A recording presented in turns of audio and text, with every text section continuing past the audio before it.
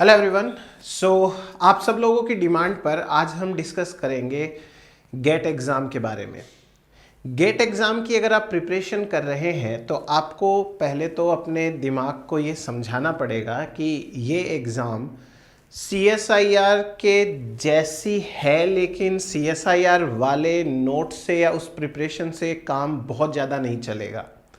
Definitely life science ये भी है, लाइफ साइंस CSIR भी है, बट यहाँ पर क्योंकि IIT कंडक्ट करा रही है तो थोड़ा सा आपको पैटर्न में चेंज मिलता है, और वो पैटर्न के अंदर चेंज जो है वही आपकी रैंक डिसाइड करता है।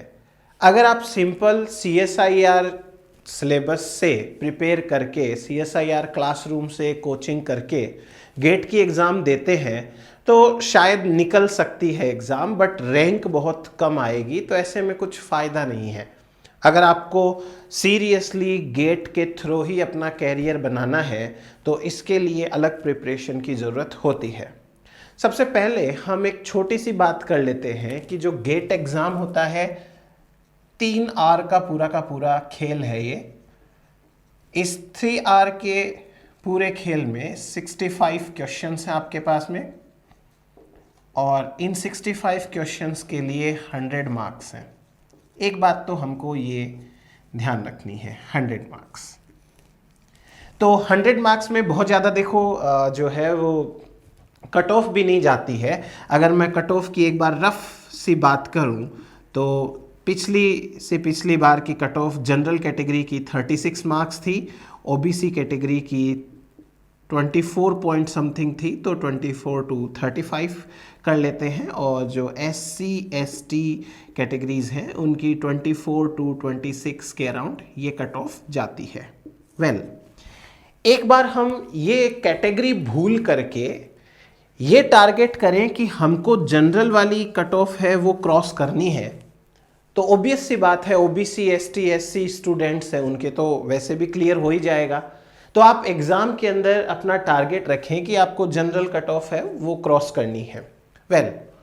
ये जो 100 मार्क्स आपको यहाँ दिखाई दे रहे हैं, ये 100 मार्क्स 3 टाइप के पेपर्स से मिलके बने हुए हैं। सबसे पहला पेपर जो लगने वाला है वो है जनरल एप्टीट्यूड का। इस जनरल एप्टीट्यूड में 15 मार्क्स होंगे आपके सामने, तो ये तो रहा जनरल एप्टीट्यूड का। दूसरा, आपके पास में यहां पर केमिस्ट्री होगी कंपलसरी, और ये जो कंपलसरी केमिस्ट्री है ये आपके 25 मार्क्स की है। और तीसरा सब्जेक्ट है, और इस सब्जेक्ट के अंदर आपके पास में 2 ऑप्शनल पेपर रहेंगे, और इन 2 ऑप्शनल पेपर्स के लिए आपको 5 पेपर्स मिलते हैं।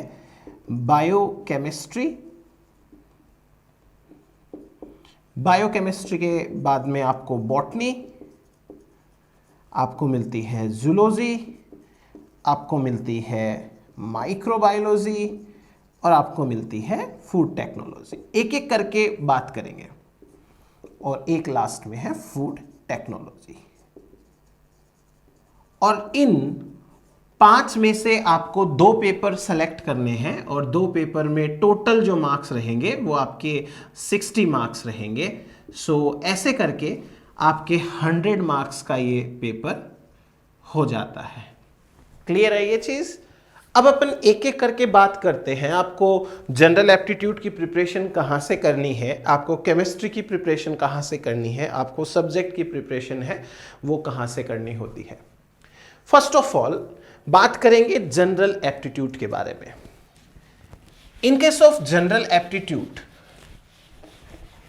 आपको यह ध्यान रखना पड़ेगा कि ये एग्जाम IIT करा रही है, तो इसके जनरल एप्टीट्यूड का थोड़ा सा लेवल और थोड़ा सा पैटर्न अलग होगा CSIR से।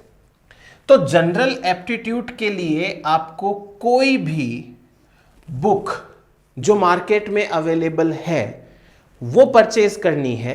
एनी बुक, स्पेसिफाई मैं बोल ही नहीं रहा, कोई भी बुक जो आपको general aptitude specially for GATE मिलती है, आप उससे प्रैक्टिस करके चले जाइएगा, क्योंकि जनरल एप्टीट्यूड के अंदर क्वेश्चंस ऐसा तो है नहीं कि सेम आंसर वाले क्वेश्चंस आते रहेंगे हर बार, है ना।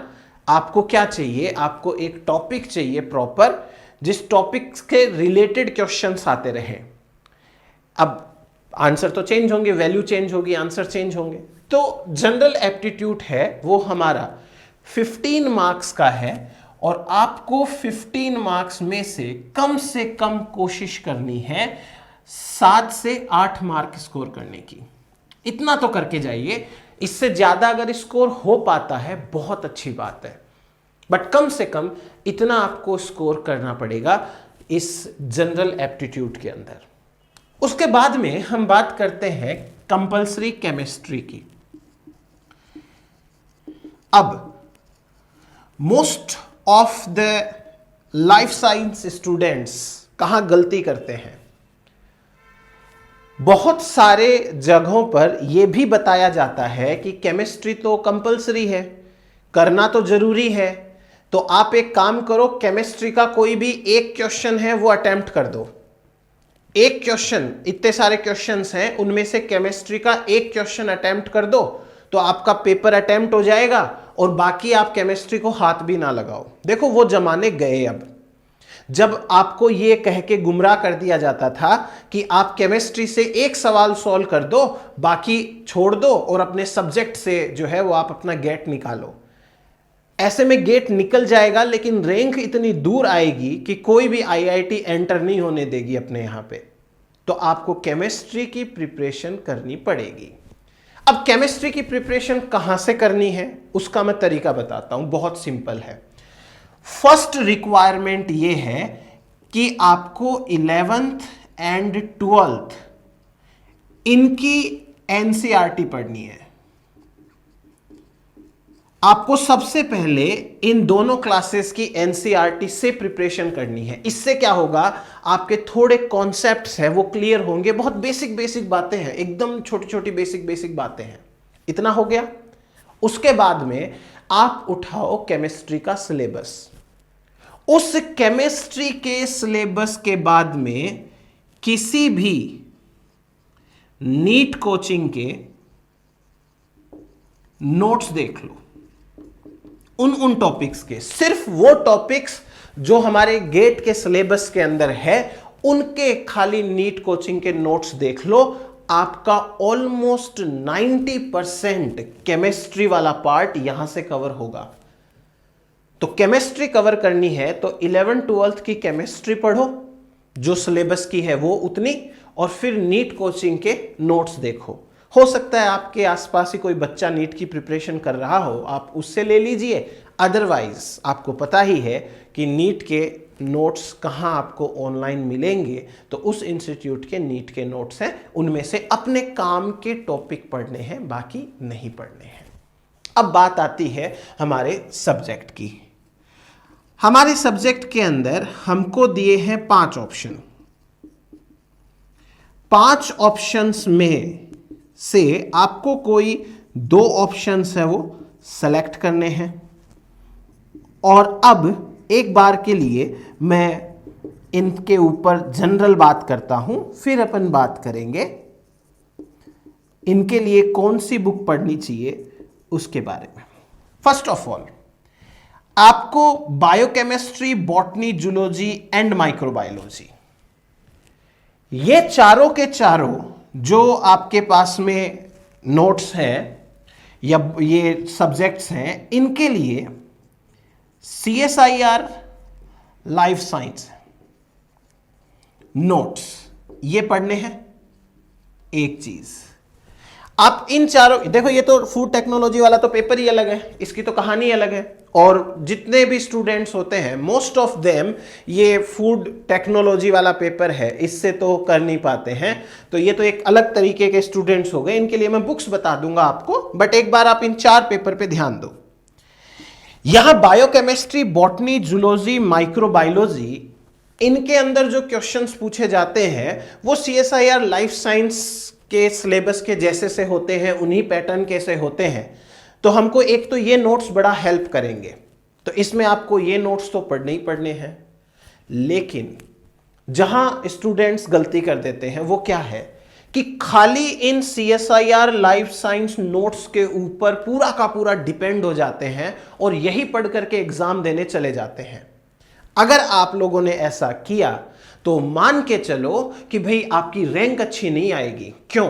क्योंकि जब आप एग्जाम हॉल के अंदर एग्जाम देने बैठोगे, आपके सामने बायोकेमिस्ट्री का सवाल तो होगा, लेकिन उसमें से 2 ऑप्शंस ऐसे होंगे जो आपने सुनी नहीं रखे हैं अपने लाइफ साइंस के अंदर, जो CSIR के नोट्स हैं उनमें। आपके सामने प्लांट फिजियो के क्वेश्चंस होंगे, एनिमल फिजियो के क्वेश्चंस होंगे, लेकिन उनमें से एक दो ऑप्शंस ऐसे मिलेंगे जो आपको बिल्कुल भी CSIR के लाइफ साइंस के नोट्स में नहीं मिलेंगे। इसका मतलब यह है कि भाई गेट अलग एग्जाम है, अलग पैटर्न है, अलग उसके सोर्सेज हैं पढ़ने के, नेट अलग है। तो मोस्ट ऑफ द जगह पर क्या किया जाता है कि वही नेट वाला सिलेबस, नेट्स वाले नोट्स, नेट्स वाले लेक्चर्स हैं, उन्हीं को गेट के अंदर पढ़ा दिया जाता है बिना किसी एक्स्ट्रा एफर्ट के, बिना कोई गेट के सिलेबस देखे हुए। बस ये टॉपिक्स पढ़ाने हैं तो जो CSIR नेट में पढ़ाते हैं उतना का उतना गेट में पढ़ा देते हैं, जिम्मेदारी खत्म। बट आपकी जिम्मेदारी ये बनती है कि आप गेट को गेट की तरीके से ले, नेट को नेट की तरीके से ले। अब आपको क्या करना है, इन सारी बुक्स को, इन सारे टॉपिक्स को कवर करने के लिए एक तरीका, सबसे पहले नेट के नोट्स तो पढ़ने हैं, नेट के नोट्स तो बिल्कुल पढ़ने हैं, वो तो छोड़ने हैं ही नहीं। फिर अलग से कोई बुक नहीं है, मैंने कुछ बुक्स के नाम लिखे हैं तो मैं आपको वो लिस्ट दे देता हूं। जैसे आपको बायोकेमिस्ट्री के लिए लेनिंजर आती है, सबको पता है, हर स्टूडेंट को पता है।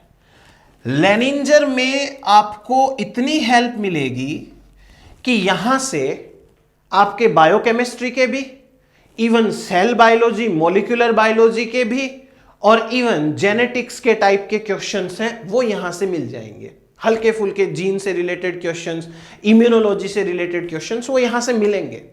अभी एक बार बुक्स के नाम देखो, उसके बाद में मैं आपको हर बुक की खास बात बताता हूं। लेनिंजर हो गया, उसके बाद में एक और बुक आपको यूज लेनी है, कंपलसरी है ये, वॉइट एंड वॉइट, बायोकेमिस्ट्री की है, वॉइट एंड वॉइट बायोकेमिस्ट्री की। ये 2 बुक्स हो गई। कैसे इस्तेमाल करना है मैं बताता हूं। उसके बाद में सेल बायोलॉजी की बुक आती है, सेल बायो के लिए ब्रूस एल्बर्ट, ब्रूस एल्बर्ट। इसके साथ साथ एक और बुक आती है कूपर। आपको यही बुक इस्तेमाल करनी है क्योंकि ये मैंने एनालाइज करने के बाद में थोड़ा सा पैटर्न क्वेश्चन का देखा, क्वेश्चंस का कंटेंट देख करके। ऐसे तो सेल बायोलॉजी के अंदर और मोल बायोलॉजी के अंदर लोडिश भी आती है, बहुत अच्छी बुक है, बट गेट के लिए ठीक नहीं है, तो आप इस बुक के ऊपर ज्यादा ध्यान दें, वो आपको हेल्प करेगी। यहां पर आपको क्यूबे मिल जाती है, और क्यूबे या रॉइट, दोनों में से कोई एक सेलेक्ट कर लो। अगर मुझसे पर्सनली पूछा जाए, आई विल गो फॉर रॉइट, तो आपको ये कर लेना है। नाउ इसके बाद प्लांट फिजियोलॉजी। प्लांट फिजियोलॉजी के अंदर ज्यादा दिमाग नहीं लगाना है, तेज एंड जिगर, ये बुक उठाओ और आराम से इसमें से कर सकते हो आप, हो जाएगा। माइक्रोबायोलॉजी के लिए आपको इस्तेमाल करनी है माइक्रोबायोलॉजी बाय पेल्जार, ये ले लेनी है। प्रेस्कॉट अच्छी है, आप इसको एक बार फॉलो करके देखिए, बहुत सही है ये। फिर उसके बाद में एनिमल फिजियोलॉजी के लिए, और बेटर टू से जूलॉजी के लिए, जूलॉजी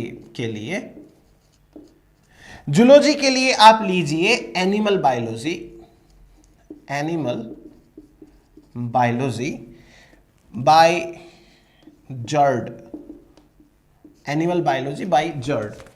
तो कहां से ये बुक्स डाउनलोड करनी है वो मैं वीडियो पहले बना चुका हूं, मैं डिस्क्रिप्शन के अंदर उसका लिंक दे दूंगा कि आप कहां से बुक्स कैसे डाउनलोड कर सकते हैं, वो देख लेना अगर नहीं देखा हो तो ये आपको एक इस्तेमाल करनी है। इसके बाद में डेवलपमेंटल बायोलॉजी की एक बुक आती है, डेव बायो की, सबको पता है और बहुत अच्छी बुक है वास्तव में, स्कॉट एफ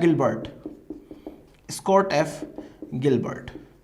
ये बुक आपको पढ़नी है, इतना मोर देन सफिशिएंट है एक बार के लिए। अब फूड टेक्नोलॉजी वाली बुक्स की बात थोड़ी सी देर बाद में करूंगा मैं, पहले आप इनको देखो। देखिए CSIR लाइफ साइंस के नोट्स पढ़ोगे आप, वो तो करने ही करने हैं। अब एक बार क्वेश्चन पेपर उठा के देखो गेट का क्वेश्चन पेपर उठा के देखोगे तो आपको समझ में आएगा कि एक टॉपिक है जो CSIR के अंदर भी है, लाइफ साइंस के अंदर, और वो गेट के अंदर भी है, लेकिन दोनों जगहों पर सवाल अलग अलग तरीके से पूछे जाते हैं। तो आपको क्या करना है, गेट वाली रिक्वायरमेंट को फुलफिल करना है। गेट के अंदर भर भर के न्यूमेरिकल्स आते हैं और अजीब तरीके के न्यूमेरिकल्स आते हैं, इसलिए आपको अपने जितने भी टॉपिक्स हैं, जहां जहां गेट के पुराने क्वेश्चन पेपर्स में न्यूमेरिकल्स बनते हैं, इन दोनों बुक्स में से न्यूमेरिकल्स तो करने ही करने हैं। आप इसके न्यूमेरिकल्स पे ज्यादा ध्यान दो, it is very good for numericals. हाँ, लेनिंजर भी ऑब्वियस सी बात है, बहुत अच्छी बुक है, लेकिन वॉइट एंड वॉइट के अंदर जो न्यूमेरिकल्स हैं वो थोड़े से गेट के पॉइंट ऑफ व्यू से अच्छे हैं। तो आपको न्यूमेरिकल वाला पार्ट है, इनमें से ढूंढ के अलग से करना पड़ेगा। CSIR के लाइफ साइंस के सिलेबस में आपको न्यूमेरिकल बहुत ज्यादा नहीं करवाए जाएंगे, तो वो जो गेट टाइप के न्यूमेरिकल्स आते हैं वो इन बुक्स से आते हैं। आपको ये बुक्स फॉलो करनी है। नाउ सेल बायोलॉजी के अंदर ब्रूस एल्बर्ट कूपर, जो पार्ट CSIR के अंदर कवर नहीं किया जाता है वो आपको यहां मिलेगा गेट के लिए। तो आपको यहां से गेट वाले क्वेश्चन, अब उसके लिए आपको थोड़ी मेहनत करनी पड़ेगी। प्रीवियस ईयर क्वेश्चन पेपर्स देखो, जब आप प्रीवियस ईयर क्वेश्चन पेपर्स देखोगे तो आपको समझ में आ जाएगा कि ये सेल बायोलॉजी का ही टॉपिक है, लेकिन CSIR में तो नहीं पढ़ाया जाता, तो आप उसको ब्रूस एल्बर्ट या कूपर से देख करके आराम से पढ़ सकते हो। Then same immunology, plant physiology, microbiology, इन सब के अंदर जो जो गेट रिलेटेड टॉपिक्स हैं आपको क्वेश्चन पढ़ने पर समझ में आएंगे, वो यहां से कवर करने हैं, आपको मेहनत करनी पड़ेगी। तो इतना काम आपको इन बुक्स में से करना है। जो पार्ट CSIR में कवर हो गया बहुत अच्छी बात है, लेकिन गेट का पैटर्न जो अलग है थोड़ा सा, उस पैटर्न के हिसाब से आपको इन बुक्स में से एक्स्ट्रा टॉपिक्स पढ़ने हैं, अलग से टॉपिक्स पढ़ने हैं। इतना करने के बाद अब मैं आपको फूड टेक्नोलॉजी वाली कुछ इंपॉर्टेंट बुक्स हैं, उनके नाम बता देता हूं। फूड टेक्नोलॉजी की बुक्स में जो स्टूडेंट्स स्पेसिफिकली फूड टेक्नोलॉजी का पेपर दे रहे हैं उनके लिए कुछ सेलेक्टेड टाइप की बुक है फूड टेक्नोलॉजी। सबसे पहली बुक आप ले लीजिए डॉक्टर M स्वामीनाथन जी की। इनको तो पढ़ना ही पड़ेगा। उसके बाद में एक और बुक है M.K. Garg and Pritam, in sir की बुक्स हैं, वो भी अच्छी हैं, प्रीतम चंद्रा। फिर इसके बाद में एक बुक है, इसका नाम है फंडामेंटल्स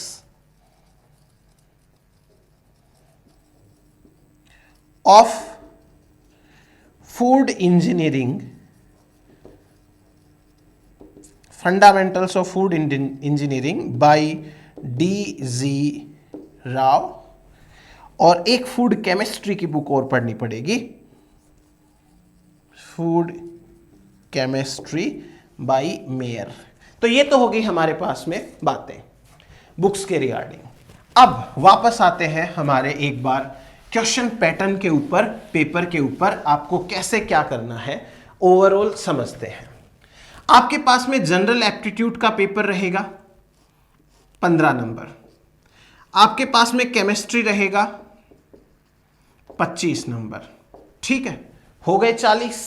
उसके बाद में आपके हैं सब्जेक्ट रहेगा 60 मार्क्स का, total 100 marks. Now most of the students को ये समझने में थोड़ी प्रॉब्लम रहती है कि उनको 5 में से कौन से 2 सब्जेक्ट हैं वो सेलेक्ट करने पड़े। तो अब देखिए, मैं ये बात कहना चाहूंगा कि आप किसी एक पर्टिकुलर इंसान की बात मान करके अपने पेपर सेलेक्ट ना करें, वरना आप गलत कर जाओगे। फॉर एग्जाम्पल, मैंने अपनी एमएससी बॉटनी से कर रखी है। अगर मैं ये कहूं बॉटनी का पेपर सेलेक्ट करना है, बॉटनी का पेपर सेलेक्ट करना है, और आपने मेरी बात मान करके कि सर ने कहा था बॉटनी का पेपर सेलेक्ट करेंगे, तो बॉटनी सेलेक्ट कर ली और फिर पता चला कि नहीं हो रहा है उससे, तो ये गलत है, ये मत करिएगा। इवन मुझे पर्सनली खुद जूलॉजी वाला पेपर अच्छा लगता है, बायोकेमिस्ट्री एंड जूलॉजी, मुझे वो ज्यादा सही लगता है बजाय बॉटनी के। लेकिन आपको क्या करना है, जैसे ही आपका सर्वर ऑन होता है, पेपर आपके सामने खुलता है, आप एक बार फटाफट जनरल एप्टीट्यूड, केमिस्ट्री और सब्जेक्ट, इनमें से सब्जेक्ट वाले पार्ट पर आकर के एक ओवरऑल देख लो सरसरी नजर से कि आपको बायोकेमिस्ट्री, बॉटनी, जूलॉजी, माइक्रोबायोलॉजी, इन 4 में से कौन से 2 पेपर सेलेक्ट करने हैं। मैं उम्मीद कर रहा हूं कि जो लाइफ साइंस के स्टूडेंट है, फूड टेक्नोलॉजी तो सेलेक्ट करने से रहे, इसलिए इन 4 में से आपको कौन सा सेलेक्ट करना है। बायोकेमिस्ट्री सेलेक्ट कर लेना चाहिए, क्योंकि बायोकेमिस्ट्री में जनरल चीजें आएंगी, तो ऐसा कुछ स्पेसिफिक नहीं है कि कोई बॉटनी वाला है या कोई जूलॉजी वाला स्टूडेंट है, आराम से बायोकेमिस्ट्री सेलेक्ट की जा सकती है।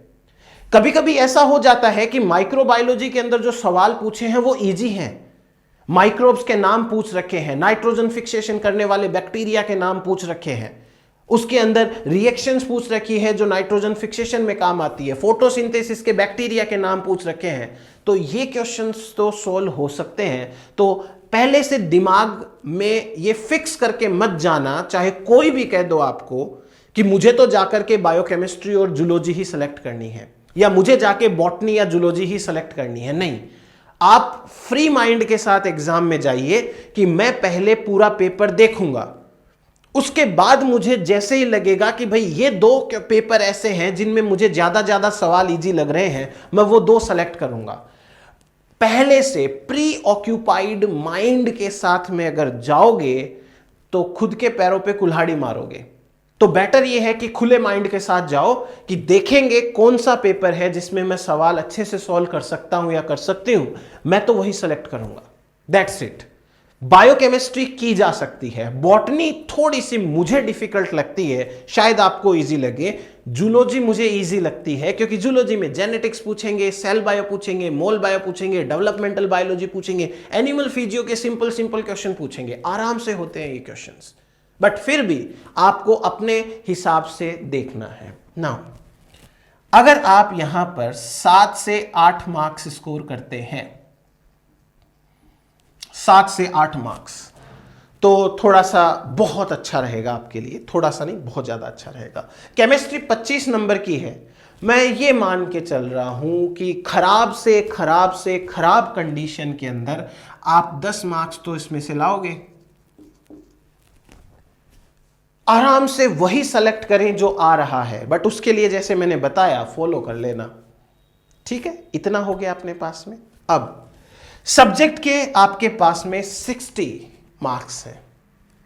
अगर आप एकदम सेलेक्टिवली जाते हो ना कि भाई मेरे को तो जो आता है मैं तो वही करूंगा, इसके अलावा मैं हाथ भी नहीं लगाऊंगा, आपके 40 मार्क्स कहीं नहीं जा रहे। 40 मार्क्स आपके कहीं भी नहीं जा रहे। अभी मैं ये भी बताऊंगा कि न्यूमेरिकल्स को कैसे डील करना है, मैं अभी ये बता रहा हूं कि आपको मिनिमम कैसे स्कोर करना है। इतना आप कर लेते हो तो आपके अराउंड 57 to 58 मार्क्स बनते हैं गेट के अंदर, और अच्छी खासी रैंक आप एक्सपेक्ट कर सकते हो लाइफ साइंस के अंदर। नाउ सब्जेक्ट वाले पार्ट के अंदर आपको क्या करना है। फॉर एग्जाम्पल, आपने सेलेक्ट कर लिया कि आपको बायोकेमिस्ट्री एंड जूलॉजी सेलेक्ट करनी है, ठीक है, ठीक है। अब क्या करिए, फर्स्ट ऑफ ऑल बायोकेमिस्ट्री है, उसके क्वेश्चन सॉल्व करना शुरू करिए। आपको जहां न्यूमेरिकल आ रहा है उस न्यूमेरिकल को एक बार छोड़ दीजिए उसको बाद में सॉल्व करना है, न्यूमेरिकल को बाद में सॉल्व करना है। देन उसके बाद में आप जब पूरा पेपर सॉल्व कर चुके हो वापस न्यूमेरिकल्स के ऊपर आइए। जूलॉजी के अंदर, बॉटनी के अंदर, सब में यही फॉलो करिए। जहां न्यूमेरिकल दिख रहा है एक बार न्यूमेरिकल छोड़ दीजिए, क्योंकि न्यूमेरिकल टाइम लेता है, तो बेटर है कि न्यूमेरिकल पार्ट हम छोड़ दें। आप अगर एक और चीज फॉलो करते हो, जैसे सबसे पहले पेपर खोला, जनरल एप्टीट्यूड का पेपर आया, कैलकुलेशंस करने में दिक्कत आती है, टाइम टेकिंग है, क्या पता बाद में टाइम बचे ना बचे, 3 घंटे की तो बात है। तो आपको क्या करना है, जनरल एप्टीट्यूड के पेपर में कोई एक क्वेश्चन ऐसे ही एक बार सेलेक्ट कर दो, कोई भी ऑप्शन लगा दो, आगे बढ़ो। केमिस्ट्री वाले पेपर पे आओ, केमिस्ट्री वाले के अंदर भी एक बार कोई भी क्वेश्चन ऐसे ही कर दो, अपना सीधा पहले सब्जेक्ट पे आओ। सबसे पहले जाकर के सब्जेक्ट के 2 क्वेश्चन पेपर हैं, 2 पेपर हैं, वो सेलेक्ट करके वो कर दो। जब आप स्टार्टिंग के अंदर मान लो मैक्सिमम टू मैक्सिमम 2 घंटे भी लेते हैं, 2 आवर्स फॉर सब्जेक्ट, ये बहुत ज्यादा है 2 घंटे। अगर आप 2 घंटे इन सब्जेक्ट्स में लगाते हो तो आपके पास में 1 घंटा बचेगा और आपके दिमाग से एक बड़ा प्रेशर हट जाएगा कि मैंने सब्जेक्ट कंप्लीट कर लिए, मैंने 2 पार्ट कंप्लीट कर लिए। यकीन मानो आपको 2 घंटे नहीं लगने वाले, हार्डली 1 घंटा लगेगा, हार्डली 1 घंटा, और वो भी तब जब आराम आराम से आप क्वेश्चन पेपर पढ़ोगे तभी। तो सबसे पहले तो जाते ही आप ये सब्जेक्ट वाले 2 पेपर हैं वो निपटा दो, घंटे 1.5 घंटे में हो जाएगा। उसके बाद आओ आप केमिस्ट्री के ऊपर। क्यों? क्योंकि केमिस्ट्री हमारा सब्जेक्ट नहीं है, सोचने में थोड़ा टाइम लगेगा। इस केमिस्ट्री को आप 40 मिनट तक दे सकते हो, कोई दिक्कत नहीं है। अगर आप 1.5 घंटे में सब्जेक्ट वाला पेपर करते हो, 40 मिनट में केमिस्ट्री वाला पेपर करते हो, अभी भी आपके पास 50 मिनट पड़े हैं।